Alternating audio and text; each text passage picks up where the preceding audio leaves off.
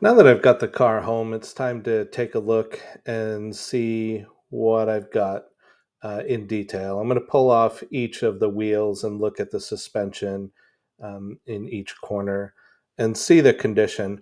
I've got lots of upgrades planned for this car, especially on the suspension, but I need to know where I am initially with the baseline. And I'm curious to see what the actual condition is currently. Was it really an adventure or was it just a drive? I think it was just a drive, but let's take a look and see what the condition is. It's almost a 30-year-old car, but it's relatively low mileage, about 70,000 miles or so. I suspect that time has taken its toll on the bushings, but that the overall condition is probably not that bad. But let's find out. Okay, so I've got the right rear tire off here. I figured I'd start back here and take a look at what's what. I figure the vibration I got is probably, other than the tires, probably mostly drivetrain rear end. So I figured I'd start back here. And I got some good news and I got some bad news. The good news is that these wheels are dual bolt pattern.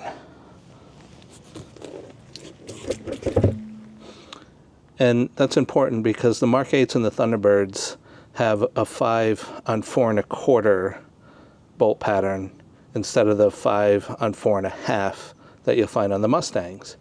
I forget what it's 108 millimeters, I think, for the Mark VIII and Thunderbird. I don't know what it is for the Mustang, but it's 4 1/4 on these cars, 4 1/2 on the Mustang. That's good that the wheels have both bolt patterns because the Mustangs have bigger brakes that will bolt right on this car. All you have to do is swap out the hub. So behind the disc here is a hub that's pressed into the spindle. And if I get a hub for a Mustang, all I have to do is pull the spindle, press out the hub that's here, press in the Mustang hub, and I've just switched it to the 5 by 4 1/2 bolt pattern that you'll find on the Mustang, which means I can put a Mustang brake right on it, which I believe is 2 inches larger in diameter with a 4-piston caliper, and the wheel will go right on. So there's kind of two ways to do this swap, and both of them have a bit of expense to them. Either you can stick with the Mark VIII Thunderbird bolt pattern and buy custom brakes that are made just for these cars, which are pretty expensive, or you can do the Mustang conversion, which is relatively inexpensive to change the hub and then to buy basically stock Mustang brakes. Perform way better than the stock brakes on this car, but then you'd have the expense of swapping out the wheels. But somebody's already seen to that for this car, in that I don't have to buy the wheels, so I can do the swap to the larger brakes off the Mustang using stock components for very little money. So that's the good part.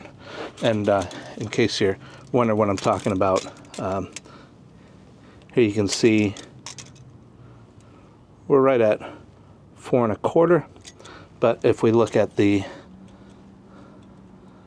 rust marks from where the wheels sit, you can see we're right at 4 1/2. So this outer pattern here, that's the Mustang pattern. So all I got to do is swap the hub, put some Mustang brakes on it, and I'm all set there. And this brake isn't really working anyway. To have this much rust on it still after an 1,100 mile trip, this guy's not really doing much of anything. The car didn't sway on me any when I hit the brakes though, so I don't know what's going on. Okay, now for the bad news. I'm not sure if you'll be able to hear this or not, but let's give it a try.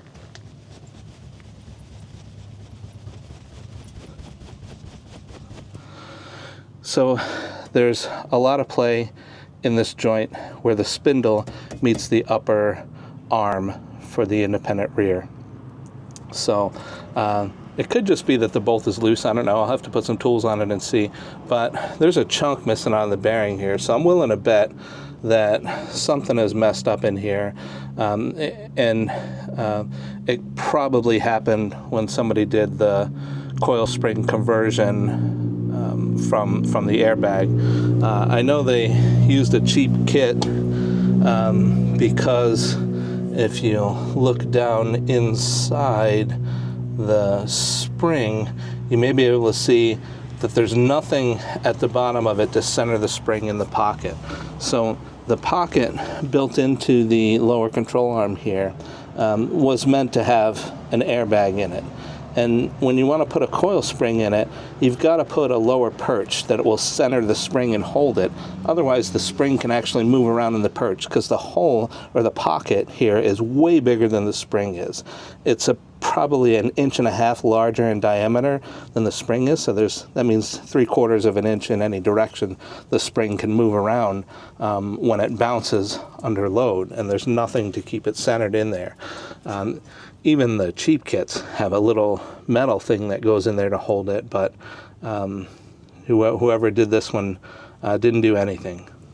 So other than that, whatever's going on up here and given the play, other than that, it's just regular standard stuff. You know, the bushings for the sway bar, probably for the control arms, everything is just plain worn out. About what I expected back here, and I guess we'll move on to the next corner and see what's going on there. Okay, so I'm here in the right front, and honestly, there are no surprises at all here. This brake is working better than the right rear. Still not working as well as it should. It's interesting because, you know, the ABS failed on this car when I took it for a test drive. I put my scanner on it, and it's showing no signal from the the right front and right rear tires, both of which show that the brakes aren't really working very well either. But I'll have to look into the sensors. Mark VIII's a little problematic in that it's a one-off year. The ABS sensors that fit 93 through 97 or 96. Yeah, no, there's at least 2 of them that are 98 only of the 4. So that's a little problematic. I'll have to figure out what's going on there. But other than that, no real surprises. The strut rod bushings are wasted. The steering outer tie rod, probably the inner tie rod, they're wasted. The lower control arm inner bushing is wasted. I was able to see the label on this coil conversion kit, Arnott Industries. I've not used this kit before. I looked it up online, and interestingly, the coils for the rear, when you buy the full 4-corner kit, the coils for the rear do come with a centering perch for the pocket on the lower control arm. I guess just whoever installed it didn't. So that's interesting. But other than that, I see what I expect to see. The ball joints are a little worn, but not bad. Most of the play in the front here comes from the outer tie rod. Overall, it looks pretty good. Everything is here, and nothing is broken. So I'll count that as a win. I'm here on the driver's side front, and the story is very much like the passenger side. Everything is here. Nothing is broken. Looks like somebody's replaced the caliper on this side, and this brake does appear to have been working better than the one on the passenger side, so I'm sure this has been doing most of the stopping for me along the way. Other than that, everything's worn. The outer tie rod end has a lot of play. So does the upper ball joint on this side. Not dangerously so, but definitely enough play that it wouldn't pass a safety inspection in states that have those. Of course, Florida doesn't, so I'm not on a time crunch to do anything about it. The same with the strut rod bushings, inner lower control arm bushing. Everything is just plain worn out, but it's all here. It's all intact. No scary story on this corner. Okay, so I'm in the right rear now, and overall it's not too bad, I guess. I mean, the spring, like the other side, there's no perch holding that spring in place at the bottom end, so it can definitely slide around inside the spring pocket. So I'm not sure if I'm going to keep these springs or not. I'll look into them, but honestly, on my Thunderbird, I had a set that I got from Super Coupe Performance that were just amazing, and I will be happy to have those same springs in this car with a high-quality spring perch, and of course bushing upgrades. On this side, though, the hub bearing is pretty wasted. Not dangerously so, not to the point of worrying about a tire coming off or wheel, whole hub shooting out, but it definitely has play in all directions, and it shouldn't have any. So the fact that it has some indicates that it's bad. So that's fine. In order to do the Mustang brake conversion, I've got to press out the hub itself anyway. The hub is pressed into the bearing, and so I'll press the hub out this way, I'll press the bearing out that way, I'll put a new bearing in, and I'll put a Mustang hub on, and that'll handle that. And while I've got it apart, I'll replace the bushings and the 3 mounting points for the spindle, and that'll be that part of it done. I'll do this progressively, a little bit at a time. But yeah, no scary surprises other than that hub bearing. They're pretty stout if you've ever seen one, so the risk of it actually coming apart is pretty low, but obviously it does need to be replaced. So front, left, and right were pretty much okay. The left or the right rear, no big problems there. This side definitely has a bad hub bearing, so that's one big problem. And then while I had the front up in the air, I went ahead and crawled under and got a hold of the front end of the drive shaft and checked the U-joints. And the U-joints seem fine. They look to be factory original, so I'll probably replace them just because that's cheap insurance.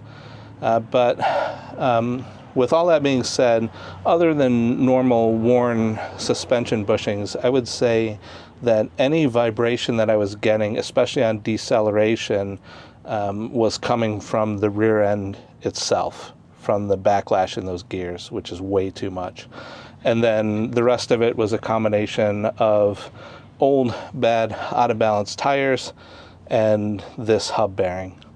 So overall, I'd say very low risk for this trip, other than, risk of an accident, of course, or transmission blowing up or something like that you can't really expect.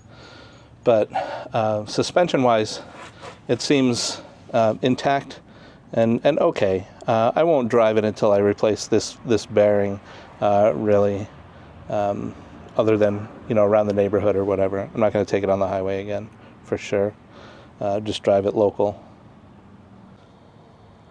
Okay, so we're definitely off to a good start. Whoever had the idea to buy these wheels really did me a favor, because now I can do the Mustang brake swap using stock parts, and I don't have to buy wheels in order to do it.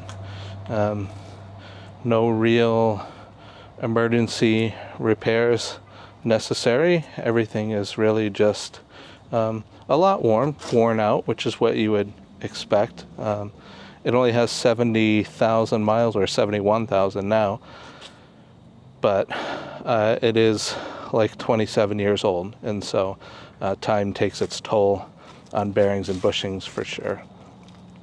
But we're looking good so far. It's a good start, and this project's going to have just a ton of potential, and I'm looking forward to getting at it.